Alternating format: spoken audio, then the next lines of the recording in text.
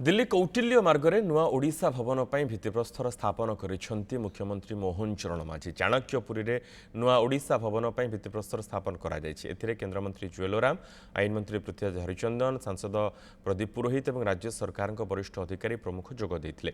43 एकर जमी रे 7 महला विशिष्ट नुआ ओडिशा भवन निर्माण करा जिवो। एथिरे 3टी बेसमेंट रहिछि। 40 गाड़ी पार्किंग हेबा भली सुविधा रहिछो। प्रथम महलार 8 एक्जिबिशन, द्वितीय महलार कन्फरेन्स रही 70 रु अधिक लोक बसवार व्यवस्था करा जिवो। ता उपरे बर्गर रूम और वीआईपी सुट रहिबो। एथिपई 93 कोटी 37 लाख टंका व्यवहार होइछि। से भुवनेश्वर एक जन आश्रय भवन निर्माण करा जिवो। मास्टर कैंटीन 5 एकर जगार निर्माण हेबो। एही भवन विभिन्न काम रे आसुथवा लोकंक पई एथिरे व्यवस्था करा जिवो।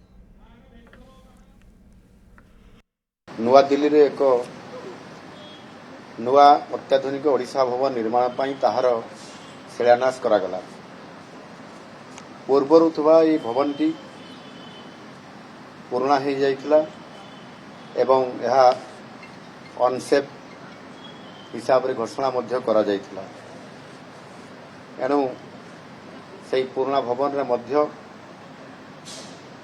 जेतिकी सुविधा अम्यूनिटीज फैसिलिटीज रहिबा कथा ताहा मध्य उपलब्ध नथिला। यही जो नुआ भवन ये जो निर्माण हबो इथिरे ओडिशार आमर जो समृद्ध ऐतिह्य कला भास्कर्य और संस्कृति ताहार छाप एथिरे संपूर्ण भाव रे रखा जिवो एवं ताहा सहित मध्य आमर ओडिशार समृद्ध जो प्रस्तर कारुकार्य आम सम्बलपुरी इकत आ ओडिशार विभिन्न जो परंपरा रही ताहा मध्य ये भवन रो जेतेबेले तैयारी हेबो ता उपरे तार छाप मध्य निश्चित भाव रे रहिबो।